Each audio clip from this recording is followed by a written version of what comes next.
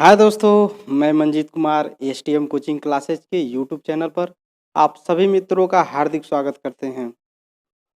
दोस्तों, आज हम क्लास 10th के साइंस पोर्शन को कवर करेंगे और यह मेरा आज का पहला लेक्चर है।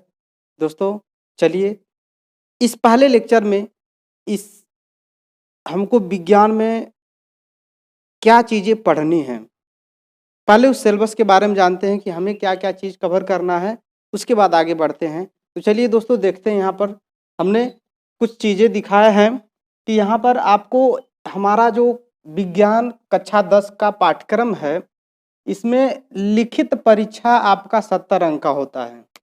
दोस्तों लिखित परीक्षा 70 अंक का होता है और प्रयोगात्मक एवं प्रोजेक्ट कार्य 30 अंक का होता है। दोस्तों इसको समझते हैं कि इसमें कुल 4 इकाई है। तो पहली इकाई में हमको रासायनिक पदार्थ, प्रकृति एवं व्यवहार, दोस्तों इसमें ये 20 अंक का पूछा जाएगा और दोस्तों यही हमारा क्या होगा, ये रसायन विज्ञान का पाठ होगा। दोस्तों इसमें हमें रासायनिक अभिक्रियाएं, अम्ल, क्षार, लवण, धातु एवं अधातु, कार्बनिक यौगिक तत्वों का आवर्त वर्गीकरण, ये सारी चीज इस रासायनिक विज्ञान में हम रसायन विज्ञान में पढ़ेंगे। तो ये पहला यूनिट हुआ। दोस्तों दूसरा यूनिट है आपका जैव जगत। दोस्तों ये जैव जगत ये हमारा जीव विज्ञान का पोर्शन होगा और यह भी आपका 20 अंक होगा। और इसमें पढ़ेंगे क्या क्या चीजें, इसमें जैव प्रक्रम होगा, जंतुओं एवं पौधों में नियंत्रण एवं समन्वयन और आनुवांशिकता एवं जैव विकास है। ये इतनी चीजें इस जैव प्रक्रम के अंतर्गत हम लोग कवर करेंगे। उसके बाद यूनिट जो है आपका 3 है, प्राकृतिक घटनाएं। दोस्तों प्राकृतिक घटनाएं ये हमारा फिजिक्स का पोर्शन है और ये 12 अंक का निर्धारित होगा। 12 अंक यह हुआ। तो ये आपका प्रकाश का परावर्तन, अपवर्तन, मानव नेत्र और प्रिज्म, इतने से आपका 12 अंक उठेगा। और ये फिजिक्स का ही पार्ट है।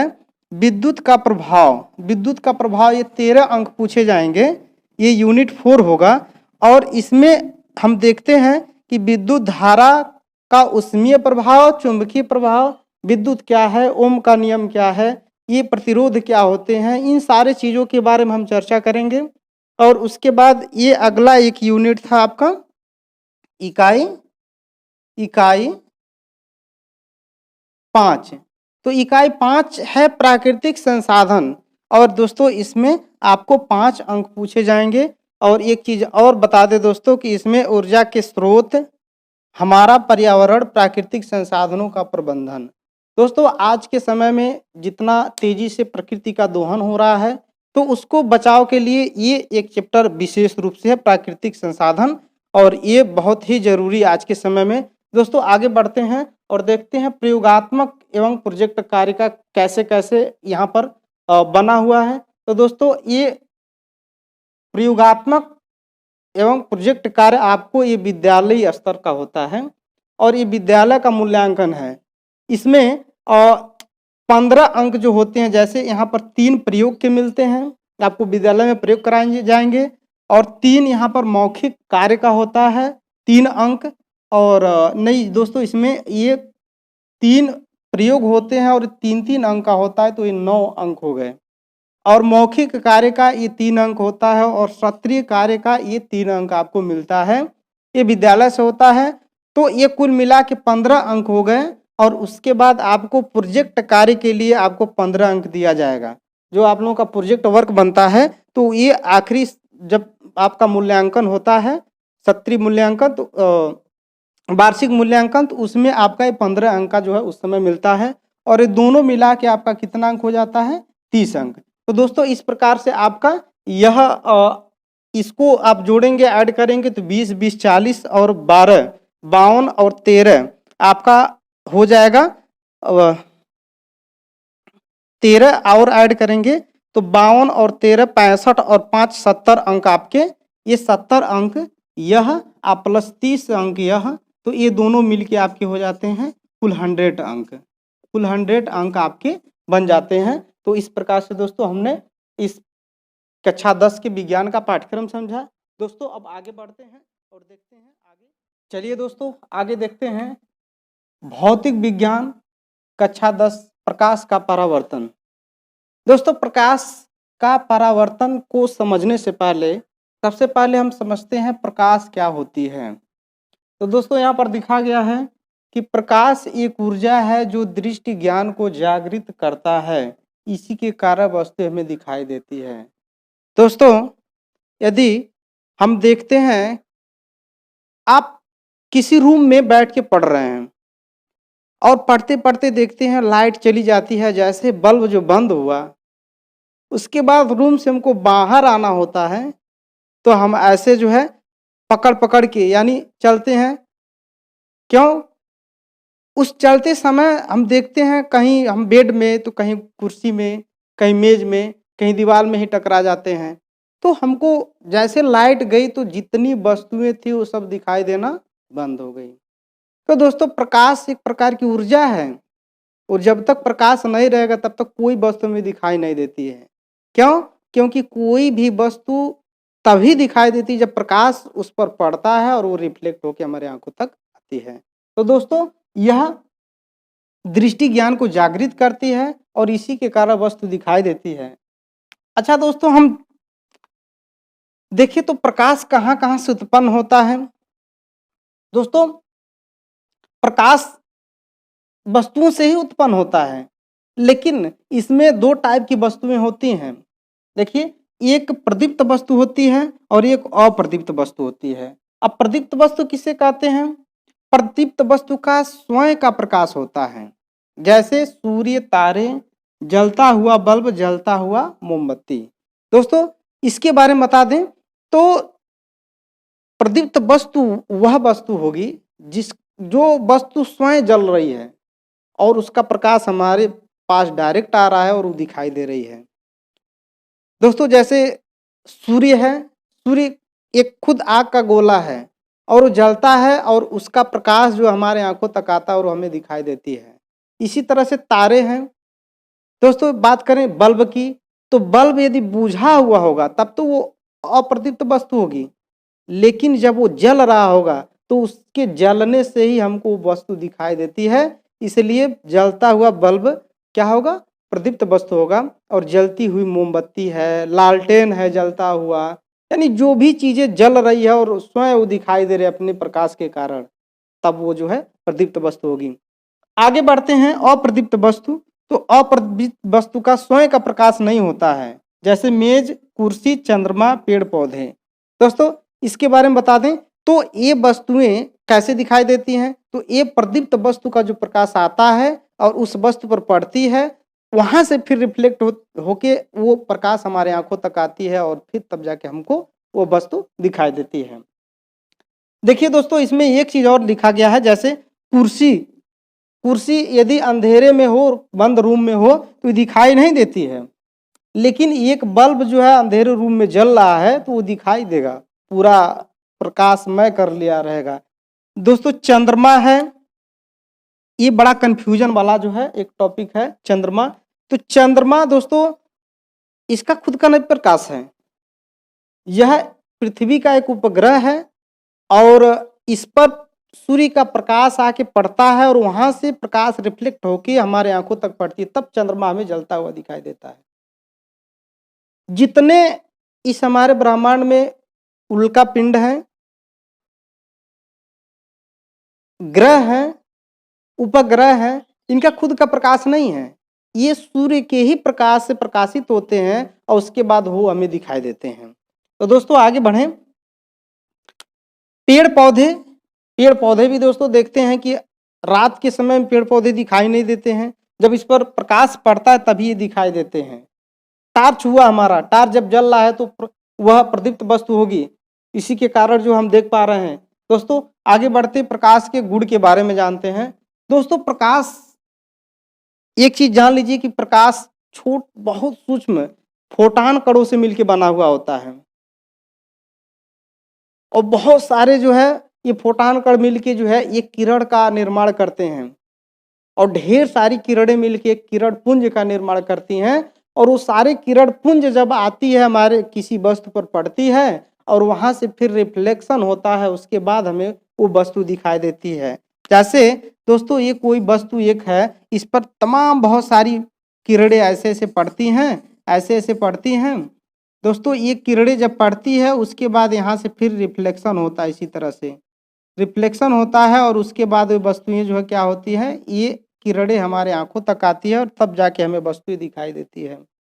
तो दोस्तों प्रकाश के गुण के बारे में थोड़ा जान लेते हैं, ये क्या होता है। दोस्तों प्रकाश के कारण वस्तु में दिखाई देती है। अभी इसके पहले ही आपको बता दिया गया तो जिसका खुद का प्रकाश होता है, यानी प्रकाश न हो तो हमें वस्तु दिखाई ही नहीं देंगी, क्योंकि जब अंधेरे में हम टार्च जलाते हैं कोई भी सामने वस्तु होती है तुरंत दिखाई देने लगती है। क्यों? क्योंकि वहां पर प्रकाश पड़ा। तो प्रकाश के कारण ही जो है वो वस्तु पर पड़ेगी, वहां से रिफ्लेक्शन होगा, उसके बाद फिर वो हमारे आंखों तक आएगा, तब जाके वस्तु में दिखाई देती है। दूसरा यहाँ पर पॉइंट है, विद्युत चुंबकीय तरंगों के रूप में चलता है। प्रकाश विद्युत चुंबकीय तरंगों के रूप में चलता है। तीसरा एक गुण है दोस्तों, तरंग दैर्घ्य 3900 एंगस्ट्रॉम से 7800 एंगस्ट्रॉम तक होती है। दोस्तों ये तरंग दैर्घ्य क्या होता है, ये दोस्तों एक जो श्वेत प्रकाश होती है तो उसमें दृश्य प्रकाश, यानी जो इसमें से 7 रंग जो बंटते हैं इसी के आधार पर ही बंटते हैं।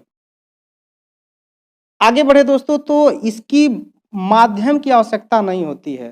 दोस्तों जैसे हम करंट है, जो बिजली है, इसको जो है एक जगह से दूसरे जगह तक पहुंचाने के लिए जो तार इसका माध्यम होता है उसके माध्यम से आती है, लेकिन ये प्रकाश जो है इसको किसी माध्यम की आवश्यकता नहीं होती है। यह तो जब अंतरिक्ष से चलती है सूर्य से और उसके बाद ये निर्वात में भी चल लेती है, उसके बाद वात में भी आ जाती है और प्रवेश करके हमारे पास तक पहुंच जाती है, तो इसको किसी माध्यम की आवश्यकता नहीं पड़ी। आगे चलते हैं तो देखते हैं प्रकाश की चाल जो होती है 3×10⁸ मीटर प्रति सेकेंड होती है। दोस्तों प्रकाश की चाल बहुत तीव्र गति होती है इसकी चाल की, और ये जो है 3×10⁸ मीटर प्रति सेकेंड होती है। दोस्तों ये बहुत ही इम्पॉर्टेंट एक, यह आप नोट कर लीजिएगा कि ये हमेशा पूछे भी जाते हैं कॉम्पिटिटिव एग्जाम में भी और आपके पेपर में भी, तो ये हमेशा आपको याद रहे। उसके बाद देखिए दोस्तों, प्रकाश साधारणतः सीधी रेखा में चलती है। दोस्तों आपने भी देखा होगा, जैसे प्रकाश चल रही है तो बीच में दीवार पड़ गई तो दीवार पर ही आके अटक जाती है, ये नहीं कि दीवार के ऊपर जो है चढ़ के वो आपके पास आ जाएगी। दोस्तों उसमें यदि कोई सुराख होता है दीवार में और आप देखते हैं वैसे प्रकाश आ रहा है ऐसे सीधी रेखा में ऐसे करके, और आप ऐसे जैसे हाथ लगाते प्रकाश वहीं पर रुक जाता है, नहीं कि ये उभर करके जो है फिर उधर जाए। तो दोस्तों प्रकाश साधारण रूप से इस सीधी रेखा में चलती है। उसके बाद बात करें, ये पारदर्शी वस्तुओं से होकर गुजर जाती है। जी हाँ दोस्तों, जैसे कांच हुआ, पानी स्वच्छ जल हुआ, या कोई प्लास्टिक हुआ, देखते हैं दोस्तों कि ऐसे लगाएं तो उससे प्रकाश होके जो है आर पार होके गुजर जाती है। अब वही चीज जब अपारदर्शी वस्तु होगी तो इससे प्रकाश नहीं होके गुजर पाएगी, क्योंकि एक लोहे की चादर लगा दें चाहे हाथ ही लगा दें, कोई भी अपारदर्शी वस्तु होगी तो उससे प्रकाश होके बाहर दूसरे तरफ नहीं जा पाएगी। दोस्तों अगला पॉइंट है, चिकने या पॉलिशदार सतह से यह टकरा के परावर्तित रिफ्लेक्ट हो जाती है। दोस्तों एकदम कोई चिकना कोई पदार्थ हो तो उस पर जैसे प्रकाश की किरणें आती हैं, जिस तरह से मान लीजिए यही कोई एक चिकना पदार्थ है, या आप सबसे साधारण भाषा में ले लीजिए, आपके घर में जो साधारण जो कांच होता है, तो ये कांच एक पॉलिशदार या चिकना सतह होता है, और जैसे हम सूरज के सामने ऐसे ले जाते हैं तो तुरंत वहां से रिफ्लेक्शन होता है और वो दूसरे जगह जाके जो छप जाता है। तो ये क्या होती है, चिकने या पॉलिशदार सतह से वो परावर्तित होती है, टकरा के फिर वापस उसी माध्यम में आ जाती है। और उसके बाद आगे देखें तो यह एक माध्यम से दूसरे माध्यम में जाने पर ये इनका अपवर्तन होता है। दोस्तों जैसे आगे हम इसके बारे में डिटेल जानकारी प्राप्त करेंगे, लेकिन इसको जान ले कि जब प्रकाश एक माध्यम में, जैसे मान लीजिए निर्वात में आ रही थी और निर्वात से फिर अब हमारे वायुमंडल में, ये देखिए हमारा वायुमंडल है, ये पृथ्वी है। तो यहाँ से ये निर्वात से जब प्रकाश की किरणें चली तो जब ये हमारे वायुमंडल में प्रवेश करती है तो ये दूसरा माध्यम हो जाता है, क्योंकि इसका माध्यम अब चेंज हो गया, अब घना माध्यम सघन माध्यम हो गया। और जब इसमें जो है आती है तब इसका जो है अपवर्तन होता है, या आप कह लीजिए कि ये वायु से जो है जल में जब जाता है तभी इसका अपवर्तन होता है। ठीक है दोस्तों, तो फिर हम अब इसके आगे देखते हैं दोस्तों, प्रकाश का परावर्तन क्या होता है। दोस्तों प्रकाश का परावर्तन जब किसी पालिशदार या चिकना कोई सतह हो और प्रकाश उस पर आके पड़ती हो, अब पड़ने के बाद पुनः फिर उसी माध्यम में वापस चली जाती हो, यही प्रकाश का परावर्तन होता है। दोस्तों बता दें आपको, मान लीजिए यहाँ पर ये एक दर्पण है और ये परावर्तक तल का काम करेगा। कोई प्रकाश किरण, कोई प्रकाश स्रोत, मान लीजिए सूर्य से जो है चल के यहाँ से आ रही है और आने के बाद इस पर टकराती है परावर्तक तल पर, और परावर्तक तल पर टकरा के फिर पुनः जो है इसी माध्यम का मतलब दोस्तों कि यह वायु माध्यम में आ रही थी। किस माध्यम से आ रही थी? वायु वाले माध्यम में। और जब इस पर टकराई तो फिर पुनः इसी वायु वाले माध्यम में ही क्या हो गई? वायु वाले माध्यम में ही फिर पुनः वापस आ गई। तो यही क्रिया दोस्तों जो है क्या कहलाती है? प्रकाश का परावर्तन कहलाती है। ये आपको समझ में आ गए होंगे। दोस्तों इसमें कुछ चीजें हैं उसको हम पढ़ लेते हैं कि दोस्तों जो प्रकाश स्रोत से चल के जो किरण आती है उसे आपतित किरण कहते हैं। क्या, कौन सी किरण कहते हैं? आपतित किरण। और उसके बाद जब टकराएगी तो फिर वापस तो जाएगी, तो वापस जाने वाली किरण को परावर्तित किरण कहते हैं। क्योंकि वह परावर्तित होने के बाद जा रही है तो परावर्तित किरण हो गई। और उसके बाद देखते हैं दोस्तों कि यहाँ पर एक काल्पनिक रेखा आपको दर्शाए हैं। दोस्तों ये जो आपतन बिंदु होता है जहाँ पर प्रकाश आके पड़ती है, जिस बिंदु को, उसको आपतन बिंदु कहते हैं। और उसी बिंदु पर एक इस सरफेस के ठीक ऊर्ध्वाधर यानी 90 डिग्री पर एक काल्पनिक रेखा खींच दिया जाए तो ये काल्पनिक रेखा ही क्या कहलाती है दोस्तों? अभिलंब कहलाती है। अब देखिए दोस्तों यहाँ पर अभिलंब से ही कंपैरिजन कराएंगे कि यहाँ आपतित किरण और अभिलंब के बीच में एक झुकाव पैदा होगा और यह झुकाव आपतन कोण कहलाएगा। क्योंकि आने वाली किरण है तो आपतन कोण और यहाँ जाने वाली किरण है तो परावर्तन कोण। ये दो कोण जो बन रहे हैं, यह आपतन कोण अभिलंब तथा आपतित किरण के बीच में होता है और परावर्तन कोण अभिलंब तथा परावर्तित किरण के बीच में होता है। दोस्तों जो आपतन कोण होता है उसको स्मॉल आई से दर्शाते हैं और जो परावर्तन कोण होता है उसे स्मॉल आर से दर्शाते हैं। दोस्तों आगे बढ़ते हैं, देखते हैं कि यहाँ पर यह परावर्तन के नियम है। दोस्तों बहुत ही इंपॉर्टेंट यह नियम होता है, आपके पेपर में भी पूछता है और कॉम्पिटिटिव एग्जाम में भी आता है। तो ये विकल्प में भी पूछ देता है कि इसके कितने नियम होते हैं। तो दोस्तों ये बहुत ही आसान है, इसको हम आसानी से समझ सकते, केवल 2 नियम है। दोस्तों प्रथम नियम में कहता है, देखिए दोस्तों यहाँ पर हम समझा दें कि प्रथम नियम में ये कहता है, देखिए दोस्तों ये आपतित किरण, परावर्तित किरण और अभिलंब तीनों कहाँ पर स्थित है? देखिए दोस्तों ये P बिंदु है जो आपतन बिंदु है, तो ये तीनों इस बिंदु पर स्थित होते हैं। देखिए दोस्तों यहाँ पर लिखा गया है कि आपतित किरण, परावर्तित किरण तथा आपतन बिंदु पर अभिलंब तीनों एक ही तल में क्या होते हैं? स्थित होते हैं। तो ये परावर्तन का प्रथम नियम होता है। दोस्तों दूसरा नियम कह रहा है कि यहाँ पर देखिए ये कोण आई यानी जो आपतन कोण है और परावर्तन कोण है, ये सदैव एक दूसरे के क्या होते हैं? बराबर होते हैं। तो देखिए दोस्तों यहाँ पर दिखा गया है कि आपतन कोण परावर्तन कोण के बराबर होता है, अर्थात कोण आई बराबर कोण आर, यानी ये दोनों कोण आपस में क्या होते हैं? बराबर होते हैं। तो हमें विश्वास है दोस्तों ये आपको समझ में आ गए होंगे। यदि किसी भी प्रकार की आपको दिक्कत हो तो कमेंट बॉक्स में जो है जरूर आप बताइएगा, और ये वीडियो कैसी लगी इसके बारे में भी आप बताइएगा, ताकि हमको एक मोटिवेशन मिले, और एक मोटिवेशन क्या, हमें एक सजेशन मिले कि क्या हमारे हमसे छूट जा रहा है उसको भी बताने का प्रयास करेंगे और उसको अगली वीडियो में हम कवर कर देंगे। दोस्तों आज की वीडियो में बस इतना ही, फिर मिलते हैं अगली वीडियो में, तब तक के लिए बहुत बहुत धन्यवाद।